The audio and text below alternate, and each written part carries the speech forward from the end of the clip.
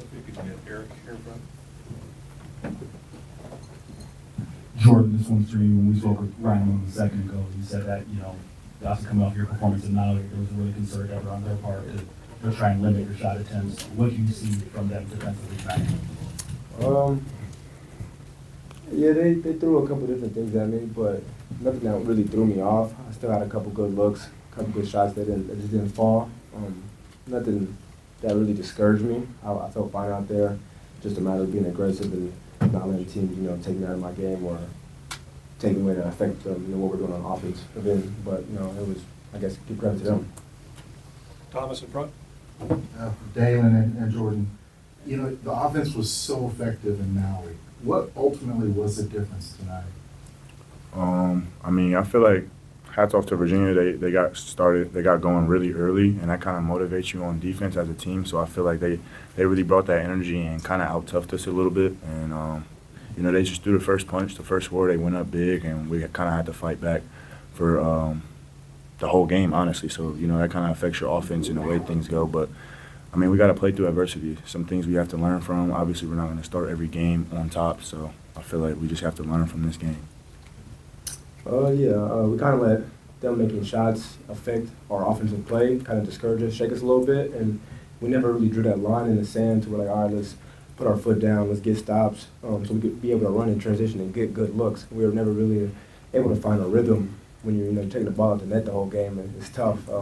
So we just can't let our defensive stops or not getting stops affect our offense moving forward. But credit to them. Left, Zach, go ahead. For both you guys, Virginia made a lot of tough shots. There's also some times where, they got wide open. What do you guys think, was the issue there with the defensive communication? Exactly what Jordan said. Honestly, they started hot and kind of rattled us a little bit, and I feel like we never really bounced back completely from that. But like I said, hats off to them. They made a lot of tough shots. They went 12 from 24 from the three, so shooting 50% in a high major game like this is really hard to beat a team like that, but we have to be able to counter those things and still continue to play.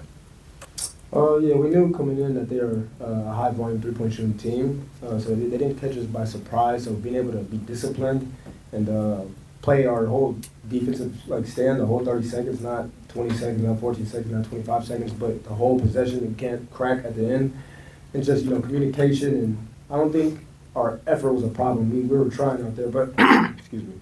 But just a couple miscues or worried about other shooters or drives kind of played a part in them getting wide open shots. But I know we'll watch film, go back to the drawing board, and we'll be better from this game.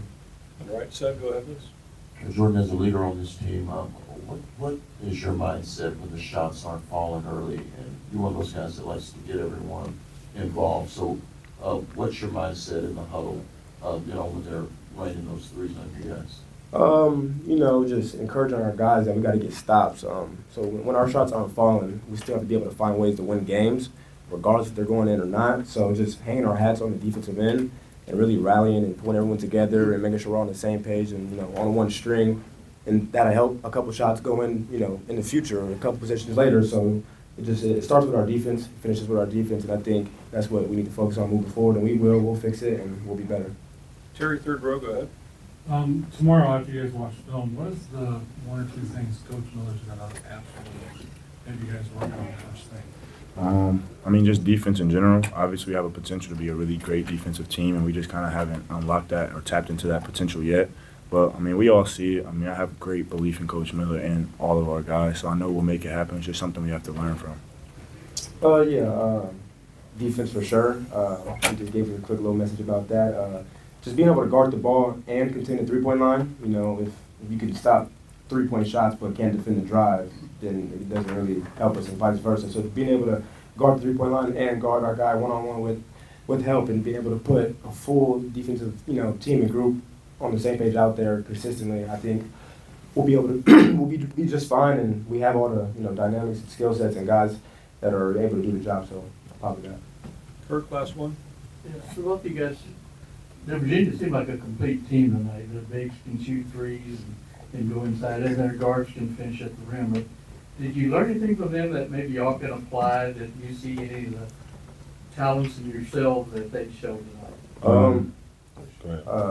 Something that Coach Miller really tries to get us to buy in on. Virginia did a good job of, getting to the second, third, fourth side in their offense, not taking early bad shots, just being able to move the ball side to side, get different looks, different actions, be able to break down the defense and make them work, to get easy shots, to get, maybe free throws or a couple open threes. So just being able to, like I said, get to, each different side. Yeah, I would agree with what he said. Coach Miller, we had a great scout for, kind of their first actions, like the first thing available on their plays, but they just kind of kept playing, kept the ball moving, and it's just really hard to execute on defense when the ball is going from side to side. But like I said, it's just something we have to learn from. Thank you, man. Appreciate it. Coach, go ahead. I can finish with something. Well, first things first, it's very difficult to lose the way we did, play the way we did in the great environment and atmosphere we had here tonight at Moody. The fans showed up, whether it be our students, and just generally it was an amazing environment, and everything that you hoped it would have been, especially on a weekday, Wednesday at 8:15. And when you have that opportunity to play a home game against a good team with a crowd like that, it becomes your responsibility to perform well and play the best that you can. When it doesn't happen, in particular the way it happened tonight, it's actually overwhelming. The disappointment, and one thing can lead to the next. That's the first part. I think the second part is, I think we lost to a really good team. As the season unfolds, I see Virginia going on and doing some very good things. They have a really good roster.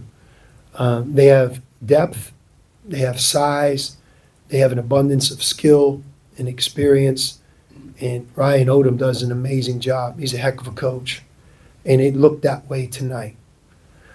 I thought, just generally speaking, our guys came out after a couple good days of practice. We knew Virginia was good, and you could sense early in the first half just the style of their press, their three-point shooting, their offensive rebounding, and their depth wear on us. And I'll just say this, that we had no answer for them offensively, right? So, it's tough to judge our offense because we either gave up a made field goal or we fouled for a majority of the game. And when that happens, man, it's tough to get transition points. It's tough to be in the flow on offense when you're always taking the ball out of bounds or you're fouling like we did in the second half. Their offense overwhelmed our defense, and it's becoming a pattern with us. We're too easy to score on. We have to fix that. We have to be better. We have to do things that we're capable of doing to fix, and we have to have just more of an inner fight and toughness on that side of the ball to be able to defend the shot, challenge the shot, rebound the ball, defend the man in front of you. A lot of where we go from here starts with that word, defense.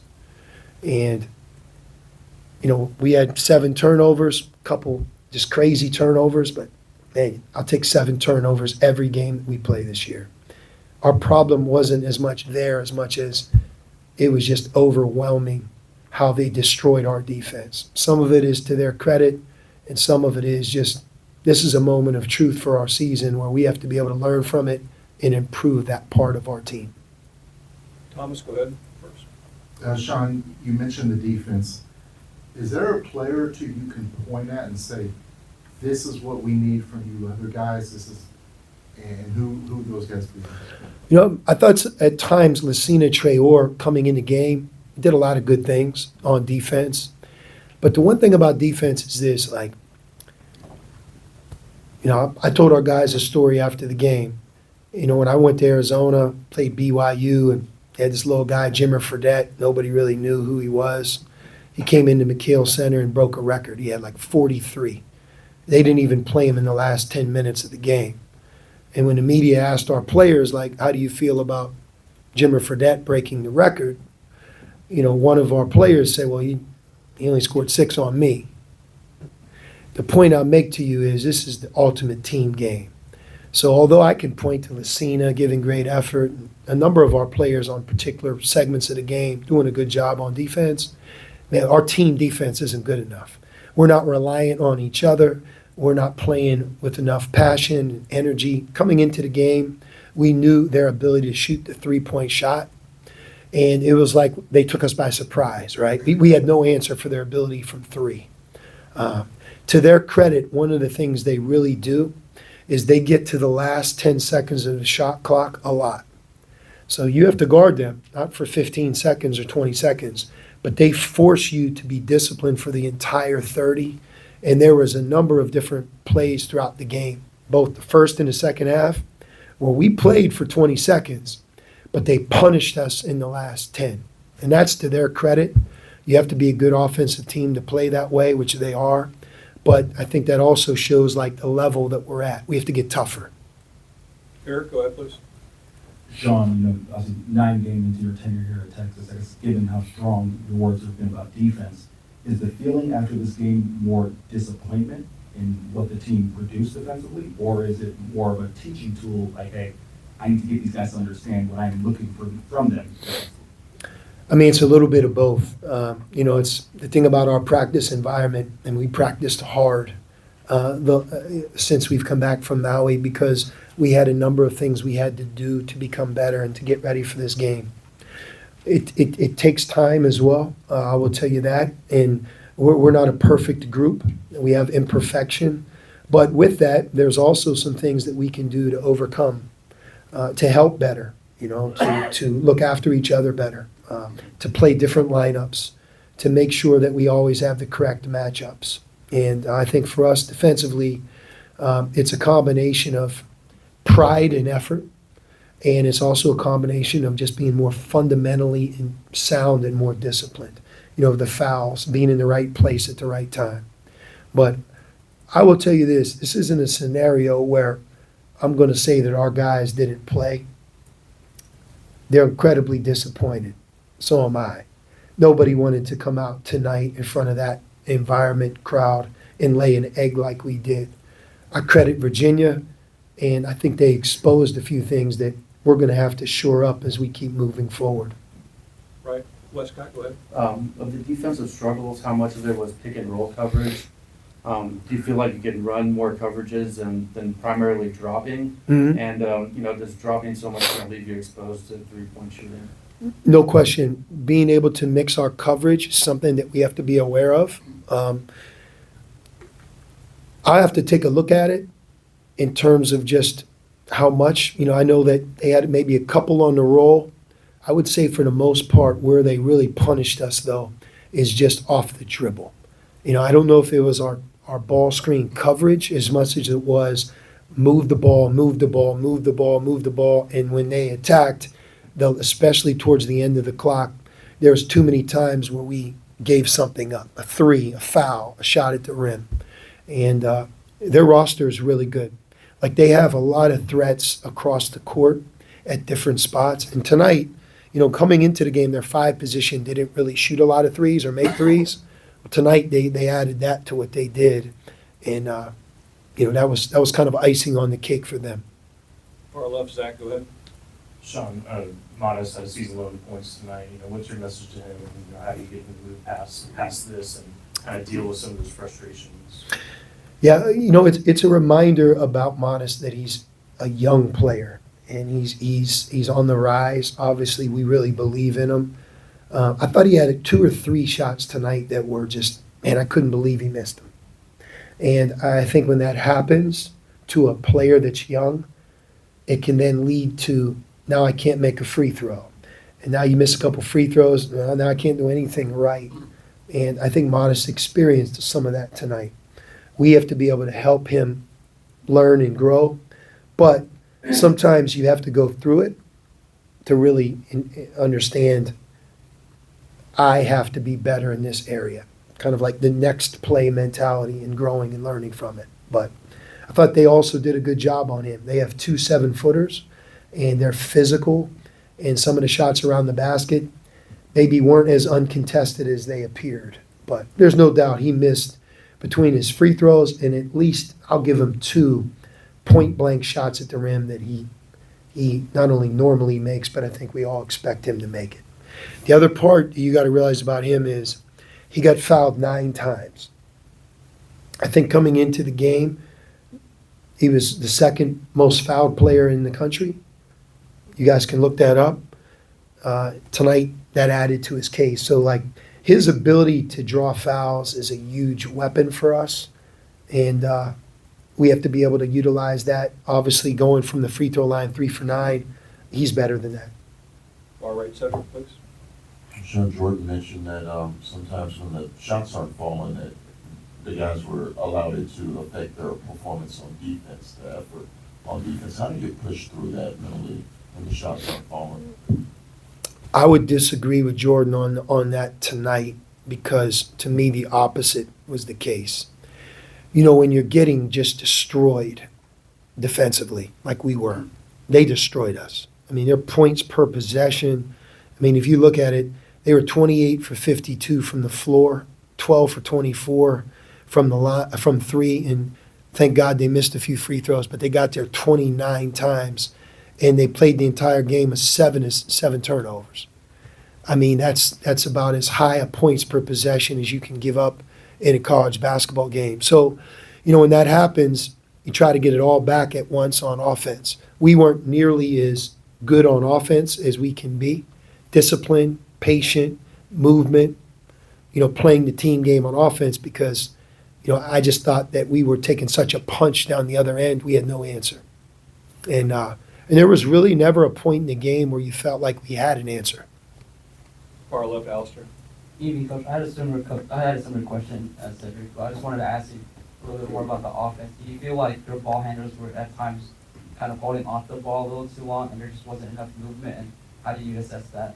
Yeah, I didn't think our offense was good either, for sure. But one thing to keep in mind, when you never get transition, you can never get defense to offense. You're not getting any deflections or steals and easy points, 2-on-1s. When that's taken completely away from you, you'll never be as good on offense as you're capable of being. And that was a big part of tonight's game. Virginia presses. Their press isn't necessarily designed to force turnovers as much as it is just to be a nuisance and get you out of your rhythm and to wear on you. And I thought their press was effective. I thought it wore on us, and we had a couple turnovers that were head scratchers against it. Kirk, go ahead. Sean, I applaud your candor. Is it serious enough where you think your team's at a crossroads, or you just ran into a really hot and complete team? I think both. I'll tip my hat to Virginia. You know, if I'm going to predict what's going to happen, I'm going to predict they're going to win a lot of games. I think they have a really, really good team. Their depth is outstanding. The guys that don't start the game, like there's not a big drop-off. Matter of fact, maybe no drop-off between their 6, 7, and 8 and their starting group. And that's to their credit for sure. But we're at a crossroads. You can't lose at home and be down by 25, 20, 30, you know, in a big game early in the year, great crowd, and not feel like that's a problem. And that's where we're at. So we have to improve. We have to coach and teach. And some of it is, you know, individually we have to be tougher and better when it comes to that side of the ball. Too many guys had their way against us on offense. Far left, Zach, go ahead, last one. Before leaving, Jordan made a quick statement, apologizing to the fans. What does that say about him as a leader, and how do you think he can help the guys move past this? You know, really from day one that I've come to Texas, I think it's important that we embrace the high expectations that are here. That's why you come to Texas. And I think in terms of our program and what we're trying to grow and build and become, you have to earn things through your performance. It's not about anything that's happened or where we're at or where we're even going to be. It's about your performance. How did you play? How did we play? How hard do we play? What's our identity? And, I don't think any of us leave tonight's game and feel anything good about that, right? So I think now it becomes being able to respond. It's a long year. Some of the best teams that I've had and been a part of, I can point towards these early November, December moments or that key moment and you're like, man, I thought the world was crumbling. I didn't think we ever would win a game. I thought we were horrible. It looked like everything bad was on us. And a month later, 10 games later, 4 games later, you're playing the best basketball of the season. I don't have a crystal ball of if and when that will happen, but that's what we have to work towards accomplishing. And there's a lot of power in learning through tonight's performance, failing like we did, and we have to grow and be better. And I think when Jordan says what he says, that's the place it's coming from. Thanks all, appreciate your time.